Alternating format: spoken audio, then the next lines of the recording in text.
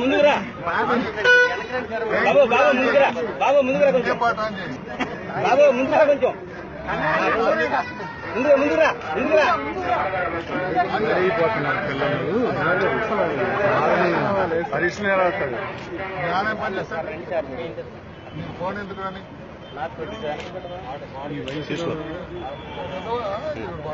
లోపల లేడాడు ఇంతమంది ఇంత అడావుడి పోలీసులు చేస్తుంటే ఫోన్ ఇస్తే నీ కొడుక్కి 50% అని చెడగొట్టినట్టే మనం కమ్యూనికేషన్ ఉంటుందని ఇస్తాం ఇట్లా బస్సు ఎక్కా మనం బస్సు దిగా ఇచ్చేస్తున్నప్పుడు వాడు ఎట్లా అసలు అది డేంజర్ అనమాట వాళ్ళ నాన్నకి ఏం ఉపయోగపడ్డాడు ఏదో పరీక్ష కూడా రాసి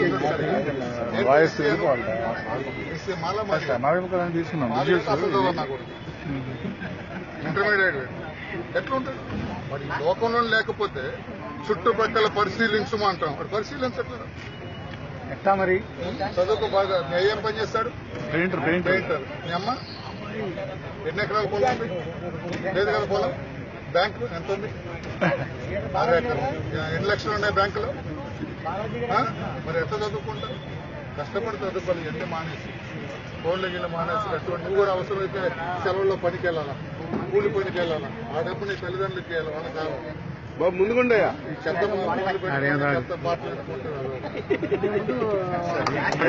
ఆయన అదే విధంగా పేదవాళ్ళు దూషిస్తున్నాడు. ఈ మహానుభావుడు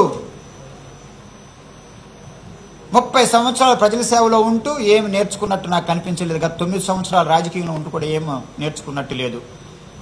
పైగా ఏమంటాడంటే వీడికి ఆ ఫోన్ మొబైల్ ఫోన్ ఇవ్వకూడదు అట. ఏ రోజన్నా ఆలోచించారు? ఈయన కూడా బిడ్డలు ఉంటారు, వరలరామయ్య గారు కూడా బిడ్డలు ఉంటారు. ఆ బిడ్డలకు ఫోన్ ఉందా లేదా అని చెప్పి ఈయన ఏ రోజన్నా ఆలోచించారా? మనసాక్షితో ఈయన అడగమని చెప్పండి. ఈయన కొడుకు ఈయన బిడ్డకు ఒక న్యాయం, పేదవాడి బిడ్డకు ఒక న్యాయం అని చెప్పి మేము అడుగుతున్నాం. అంతమంది ముందు కులం పేరెత్తుతాడు ఆయన. మీరు ఏ కులం అని అడిగాడు?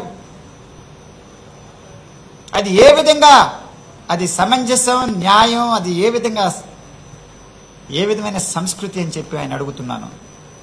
మీరు ఎస్సీ అని అడిగిన తర్వాత ఇంకొక దురదృష్టకరం ఏంటంటే ఆ ఎస్సీలో మీరు ఏ వర్గానికి చెందిన వాళ్ళని అడిగే ఒకే ఒక వ్యక్తి నాకు తెలిసినంత వరకు ఉన్నారంటే ఈ వరలరామయ్య గారు ఒక్క మహానుభావుడు తప్ప నాకెవరు తెలియలేంతవరకు. మళ్ళా మాలా మాదిగని చెప్పిన తర్వాత యువకుడు ఈ మాదిగ నా కొడుకులు చదవురని కూడా చెప్పాడంటే ఆయన ఒక రాజకీయంలో ఉండటానికి అర్హుడా అని చెప్పి నేను అడుగుతున్నా. అలాంటి రాజకీయవేత్తని పెట్టుకోవడానికి చంద్రబాబు నాయుడు గారు కూడా సిగ్గన్న మాట అనొచ్చు అనకూడదు నాకు తెలియదు, కానీ అది సమంజసమా అని మాత్రం నేను అడుగుతున్నా. ఒకవైపు ముఖ్యమంత్రి గారు రాజా గారేమో అలా తిట్టడం, ఆయన కిందున్న వాళ్ళేమో ఈ విధంగా తిట్టడం. తర్వాత మీకు ఒక మాట చెప్తాను నేను వరలరామయ్య గారికి, వారు కూడా తెలుసుకోవాలా. ఎందుకంటే నా వయసు ఉన్నా కూడా, నాకులాగా 9 సంవత్సరాల రాజకీయంలో ఉన్నా కూడా, నాకులాగా ఆయన కూడా ప్రభుత్వ సేవ చేసినా కూడా వారికి గతం గురించి చరిత్ర తెలుసో తెలియదో ఒక్కసారి వరలరామయ్య గారికి, చంద్రబాబు నాయుడు గారికి నేను చెప్పాలా. ఈరోజు ఎస్సీ ఎస్టీలు కానీ ఓబీసీలు కానీ ఇంత పేదరికంలో ఉన్నారంటే కారణం చరిత్ర, వీళ్ళ తప్పు కాదు. 60-70 సంవత్సరాల క్రితం ఏ ఒక్క ఎస్సీ ఎస్టీ ఓబీసీ కానీ సొంతగా వ్యాపారం పెట్టుకోవడానికి హక్కు లేదు, చదువుకోవడానికి హక్కు లేదు, వారి పేరు మీద ఏ విధమైన ప్రాపర్టీ ఆస్తులు పెట్టుకోవడానికి వీలు లేదు, ఏ వ్యాపారాన్ని చేయడానికి వీలు లేదు. ఈ 4 చేసిన తర్వాత ఈరోజు ఎస్సీ ఎస్టీలు ఓబీసీలు పేదరికంలో ఉన్నారు అంటే ఆస్తి పెట్టడానికి వీలు లేదు. ఒకవేళ నా తాతగారు కూడా తెలివితేటలు అయి ఉన్నా కూడా ఆస్తి వారి పేరు మీద పెట్టుకోవడానికి వీలు లేదు, వ్యాపారం చేయడానికి వీలు లేదు, చదువుకోవడానికి వీలు లేదు. ఆస్తులు తనం ఏ విధమైన కూడా అవకాశం లేకోకుండా చేశారు ఈరోజు. అందుకనే ఒక్కొక్క గ్రామంలోకి వెళ్ళి చూస్తే ఒక ఎస్సీలు ఎస్టీలు ఓబీసీలు ఈ రోజు వరకు కూడా ప్రజాస్వామ్యం వచ్చిన తర్వాత కూడా 60-70 సంవత్సరాలు కూడా ఒక్కొక్క గ్రామంలో ఉన్న వాళ్ళు 400 కుటుంబాలకు కూడా 1 సెంటు భూమి లేకపోవడానికి కారణం అది పేదవాళ్ళ అసమర్థత కాదు, వాళ్ళ తెలివి లేనితనము కాదు.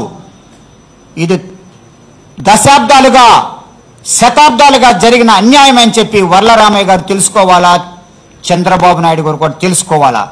వీలే గనక సరైన రాజకీయం అని తెలిసి ఉంటే, సరైన రాజకీయవేత్తలంటే ఈ అసమానత్వాన్ని ఏ విధంగా తగ్గించాలో వాళ్ళు పాటుపడాలి. కానీ ఈ విధంగా అవమాన పెట్టడానికి, దుర్భాషలాడడానికి వారికి ఏ విధమైన హక్కు లేదు. వీడియో నచ్చిందా? అయితే ఓ లైక్ వేసుకోండి, లేదంటే ఓ కామెంట్ చేయండి. ఎప్పటికప్పుడు మా వీడియోస్ చూడాలంటే సబ్స్క్రైబ్ చేసుకోండి.